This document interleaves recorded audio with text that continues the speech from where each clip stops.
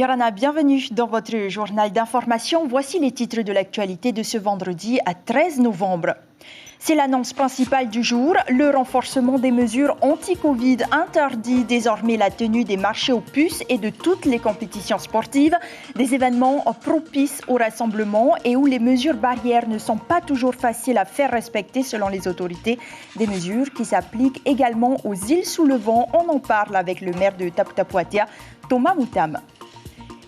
Ils sont moins visibles que les personnels hospitaliers. Les médecins généralistes n'en jouent pas moins un rôle majeur dans la gestion de la Covid-19.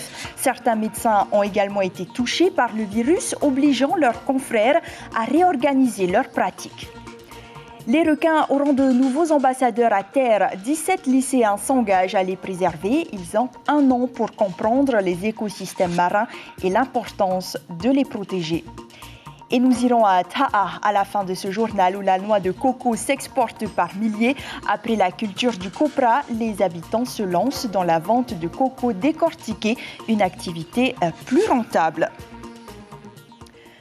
Les compétitions sportives et les vides-greniers désormais ciblés par les autorités. Dès le mardi 17 novembre, toutes les compétitions sportives et les marchés aux puces seront interdits. Des activités qui sont, selon les autorités, donnent des occasions à des rassemblements, a déclaré le haut-commissaire Dominique Sorin. On l'écoute. Nous avons donc tout d'abord décidé de prolonger toutes les mesures actuellement en vigueur jusqu'au lundi 14 décembre. À Tahiti et Moorea, le couvre-feu sera donc prolongé jusqu'à cette date. Par ailleurs, 2 nouvelles mesures s'appliqueront également à compter du mardi 17 novembre sur Tahiti et Moorea. Elles concernent l'interdiction de toutes les compétitions sportives qui sont encore trop d'occasions à des rassemblements que nous voulons aujourd'hui absolument éviter. Les vides-greniers et marchés aux puces seront également interdits. Après avoir impacté les restaurants, les mesures annoncées concernent donc les brocantes et les compétitions sportives. Vous l'avez entendu, elles sont imposées aujourd'hui alors même que les organisateurs se sont conformés aux règles. En football, par exemple, inutile de rappeler que les matchs se jouent à huis clos depuis le début de la saison en octobre dernier. Les détails avec Thierry Stamfler et Hiro Terorotua. À la Fédération tahitienne de football, la déception est grande. Après avoir nettoyé les tribunes, accepté le huis clos, puis décalé le coup d'envoi pour cause de couvre-feu, cette décision de l'arrêt des compétitions pour les 12 000 licenciés fait mal. Et il subsiste bien des questions quant à la suite. Est-ce que c'est que les compétitions? Est-ce que les entraînements des clubs, ils peuvent continuer à s'entraîner pendant un mois de façon à ce qu'on puisse, au mois de janvier, reprendre tranquillement? Parce qu'il faut qu'ils s'entraînent. Je sais qu'il y a des joueurs qui ont été touchés par le Covid, mais non pas sur les terrains de foot, là où ils habitent, parce que c'est des quartiers où il y a eu des clusters et tout ça. Et c'est pour ça que j'étais surpris. Les marchés aux puces sont réguliers et permettent souvent à la population de gagner quelques billets. À Lapunaru, 2 marchés étaient prévus en décembre et pour la quarantaine d'exposants, c'est une vraie déception. Là encore, selon les intéressés, la logique de la décision n'est pas évidente. Pour moi, au marché aux puces, c'est pas autant comme à Carrefour, hein. Tous les gens sont comme ça. Hein. Là, non, c'est un peu et un peu. C'est pas entassé. Hein. C'est notre gagne-pain, aussi bien pour les exposants, qu'il y a des personnes qui ont perdu leur travail et leur projet, c'est de venir au marché aux puces pour avoir un peu des sous, pour améliorer leur fin du mois. Comme ces décisions ne prendront effet que mardi prochain, les sportifs auront un tout dernier week-end pour s'exprimer avec plusieurs compétitions de surf, de cyclisme et aussi des matchs de football. Et le virus qui circule activement aux îles sous le vent contraint alors les autorités à imposer ces restrictions aux habitants de Rarumat-Ei. L'île la plus touchée est Bora Bora avec 56 cas positifs répertoriés hier par la commune. Sur place, aucune opposition de la part de la population, comme en témoignent ces réactions recueillies par Rosanam Eihota. C'est une bonne chose, hein, parce qu'on doit déjà penser avant tout à notre sécurité. Hein. Et celui de notre entourage. Et bon, avec cette maladie, on n'a pas vraiment le choix. Hein. On est obligé de tout accepter et de s'adapter avec. C'est ce qu'il faut. Et avec le temps, pour moi, ça va redevenir comme avant, normal. Si tout le monde prenne conscience de ce qui se passe, c'est l'essentiel. On a échappé au couvre-feu, au confinement, que du bonheur. Et par rapport à tout ce qu'on traverse en ce moment? Je suis positif. Positif. L'avenir s'annonce excellent, malgré la maladie. Les Américains ont trouvé le vaccin, les Russes aussi. Je suis positif, tout va bien. On va passer peut-être encore 2-3 mois difficiles, à cause du confinement dans le monde entier, mais nous, on n'est pas confinés. Heureusement pour notre population, tout va bien. C'est vrai que le sport, on aime le sport, mais c'est mieux de fermer tous ces endroits. Et aussi les discothèques. Moi, j'aime les discothèques aussi. Si c'est fermé, bon, il faut fermer pour protéger. Hein? Pour nous protéger, notre famille, les matériaux, hein? Et nos enfants, les bébés, tout ça. Et pour en parler, nous accueillons le maire de Taputapuatea en direct depuis Raiatea, Thomas Moutam Yorana. Merci d'être en direct avec nous. Alors, les maires des îles sous le vent ont donc été entendus puisque vous avez demandé à ce que ces mesures soient appliquées dans vos communes respectives. Est-ce que c'est parce que vous ne disposez pas de moyens logistiques pour freiner la propagation du virus chez vous? Je ne pense pas parce que le gouvernement, avec le commissaire, nous a mis les moyens pour aider les communes, comment diminuer ce virus, de ne pas propager dans notre commune ici aux îles sous le vent. Et en plus, nous avons sollicité auprès de nos autorités si on ne pouvait pas mettre en place le couvre-feu aux îles sous le vent. Malheureusement, pas pour le moment parce que nous ne sommes pas encore atteints sur le point d'augmentation de ce virus-là, peut-être après. Alors, vous avez également demandé une cartographie des malades infectés. Aujourd'hui, on recense 22 cas actifs à Raiatea. En quoi cette information pourrait vous aider?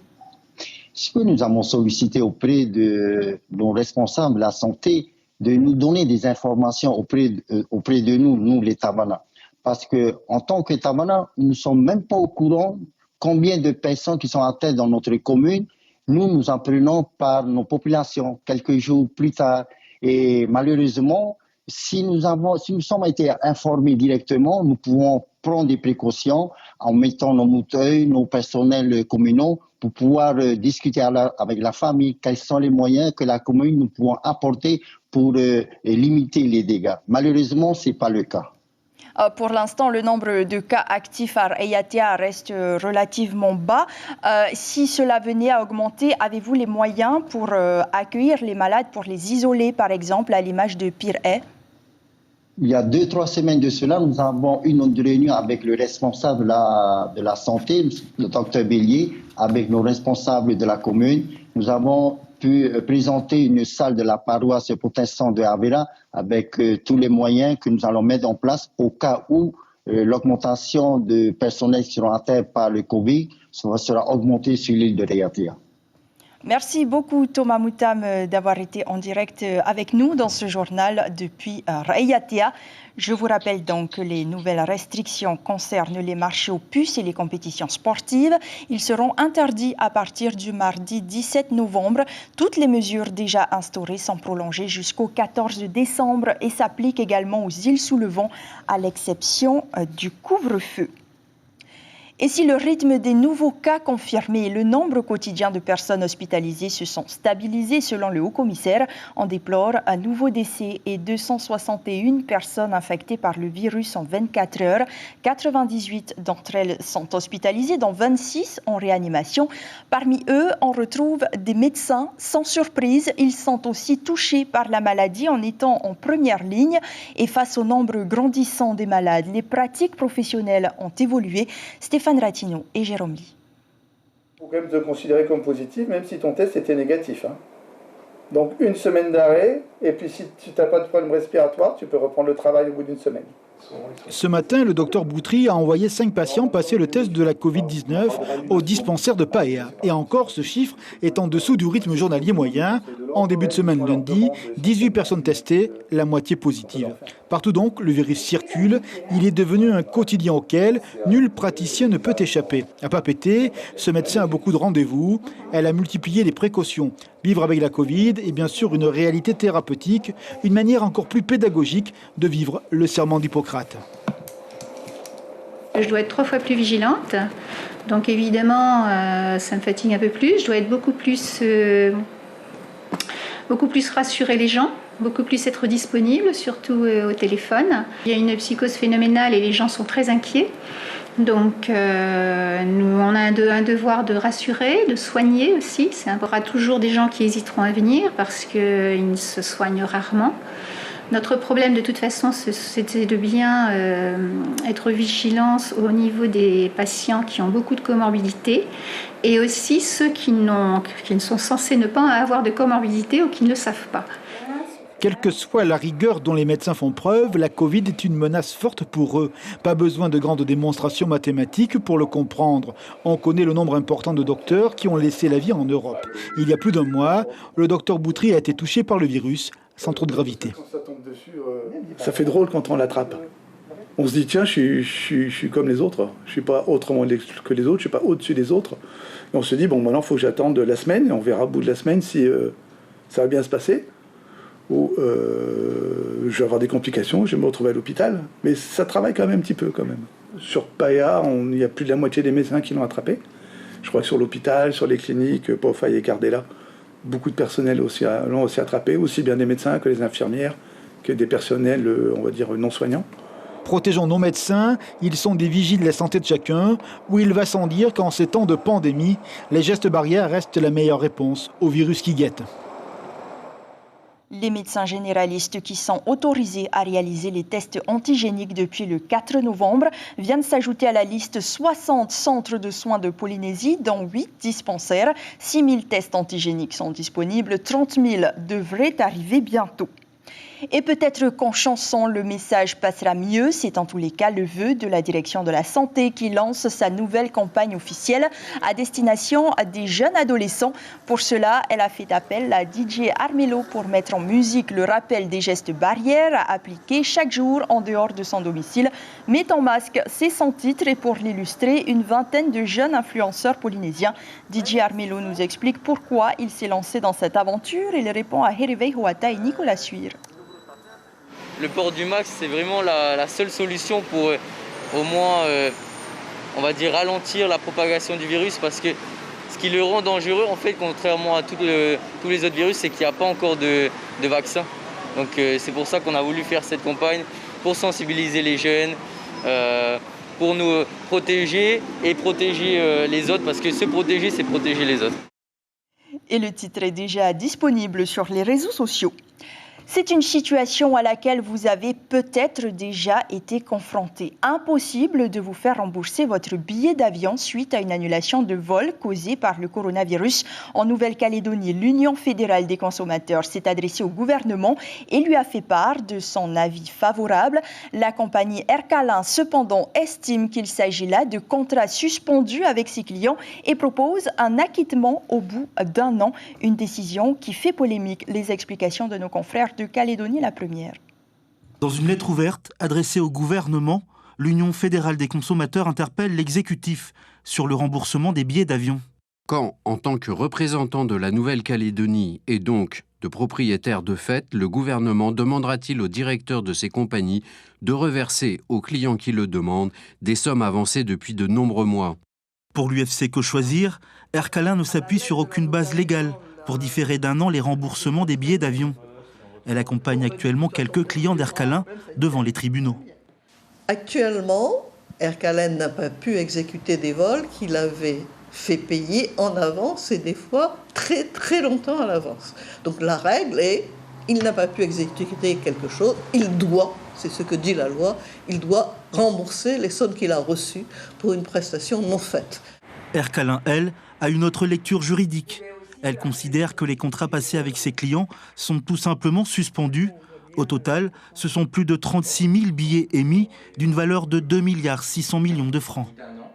Alors on est sur les mêmes contrats de transport. Ces contrats sont actuellement suspendus en raison de l'arrêt de la desserte de la Nouvelle-Calédonie sur les vols commerciaux.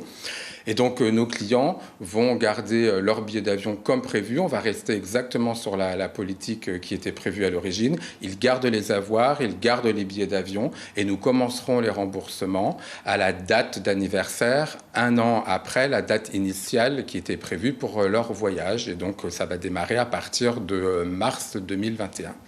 En attendant, un projet de loi portant sur le remboursement ou non des billets d'avion est toujours en discussion au Congrès. Pour rappel, en avril dernier, l'association UFC Que Choisir a mis en demeure 57 compagnies aériennes qui refusaient le remboursement des billets annulés en raison de l'épidémie de coronavirus. Parmi elles figurent Air France, ATN et French Bee. Le régiment du service militaire adapté de Polynésie et le Conseil des femmes s'associent pour venir en aide aux femmes victimes de violences conjugales. Une convention de partenariat entre les deux entités a été signée. Une action commune de sensibilisation en direction de la gente féminine du RSMA, mais aussi d'information. Christophe Soriano, le chef de corps du RSMA en Polynésie, nous en dit plus. Il répond à Heyar Itahiata et Jérôme Lee. Il s'agit principalement pour le Conseil des femmes de pouvoir appuyer, apporter une aide à nos vainés qui sont au sein du régiment, qui intègrent le régiment, pour sensibiliser tout simplement au respect que l'on doit aux femmes, également sensibiliser l'ensemble du régiment, tanné comme vainé, à l'égalité entre la femme et l'homme, et puis à évoquer éventuellement certains sujets liés à la maltraitance, liés à des sujets spécifiques au traitement des femmes. De notre côté, au sein du régiment, nous allons également apporter notre aide et notre concours au Conseil des femmes en réalisant des actions en leur profit.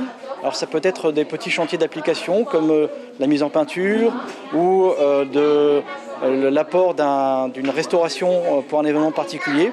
Et donc il s'agit bien d'un partenariat en commun, gagnant-gagnant, avec des actions communes entre le Conseil des femmes et le régiment de Polynésie française. Au chapitre environnemental, des jeunes adolescents sont formés pour devenir des ambassadeurs de la mer. Ils sont élèves en seconde et se donnent une année pour comprendre l'écosystème marin afin de mieux le préserver. Mélissa Chang et Nicolas Suer les ont rencontrés. L'objectif des Moana Ambassadors est d'allier pédagogie et préservation des espèces marines. Ces jeunes ambassadeurs de 16 ans ont 1 an pour comprendre l'importance de l'écosystème marin afin de mieux le préserver. Je pense qu'avec Moana Ambassadeur, nous pouvons montrer un message positif sur tous les animaux marins et nous pouvons aussi sensibiliser sur la pollution. Parce que je trouve qu'aujourd'hui, nous n'adoptons pas les bons gestes pour que notre planète puisse subsister. C'est une pédagogie de projet, c'est quelque chose où en fait ils vont s'engager, ils vont expérimenter et à partir de là ils vont avoir envie de s'exprimer, de se trouver une voie. Donc notre idée en fait c'est que justement pour les raccrocher à l'école, à l'envie d'apprendre et l'envie de s'engager, on passe par du projet, des choses concrètes, parce que l'avenir c'est eux, et qu'ils soient vraiment en capacité de comprendre que c'est eux les acteurs du changement. Ce projet comprend aussi et surtout des échanges avec des associations environnementales. L'association Tore Tore, créée en 2005, a d'ailleurs apporté un regard plus juste sur les requins. À tort, ces animaux marins sont souvent mal aimés. On nous a demandé en fait de sensibiliser les élèves de cette classe de seconde du lycée Diadème sur le rôle important du requin, le rôle important dans l'écosystème marin, mais aussi dans notre économie, parce que le requin est vraiment un acteur économique important de la Polynésie française, et puis aussi sa place très très importante dans notre culture, en fait, qu'on essaye de remettre en valeur. Matairi et son équipe abordent la biologie du requin et son rôle essentiel dans la vie marine, et visiblement, le regard des élèves sur cet animal préhistorique a bien évolué. Le requin n'est pas forcément agressif comme les films montrent, quoi. Donc je pense que c'est aussi important le requin pour protéger. La Polynésie française est le plus grand sanctuaire de requins au monde et compte pas moins de 20 espèces. Les associations veulent étendre ce sanctuaire à l'océan Pacifique, un projet ambitieux qui bénéficiera sans contexte du soutien des Moana Ambassadors. Pour terminer, nous allons à Taha, où la noix de coco se vend par milliers. Après la culture du copra, les habitants se lancent dans la vente de coco décortiqué, une activité plus rentable selon eux. Le reportage de Punouatouti. Sur l'île de Taha, le ramassage et le décortiquage de coco est une nouvelle activité que pratiquent les habitants de l'île.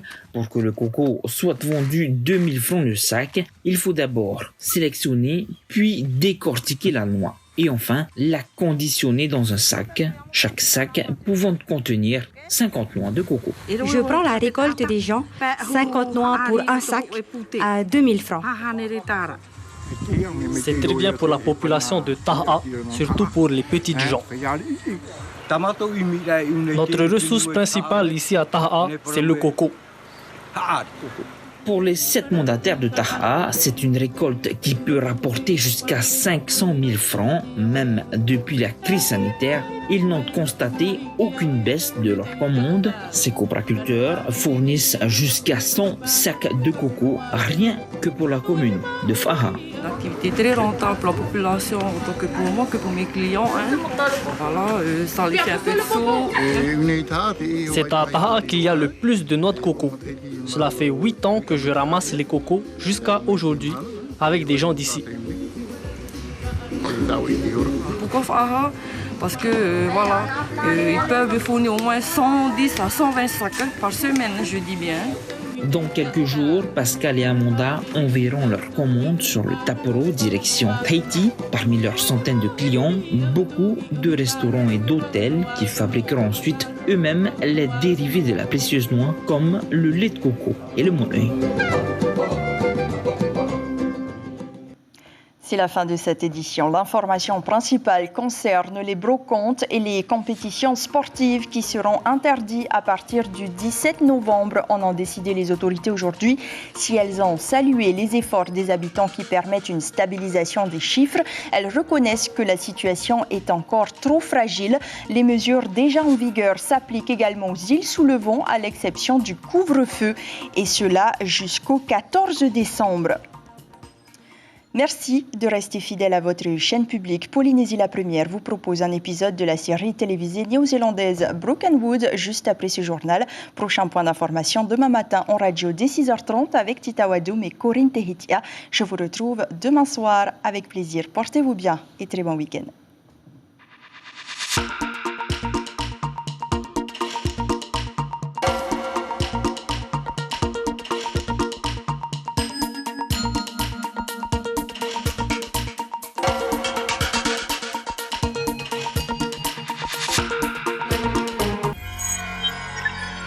Retrouvez ce programme en replay sur notre site internet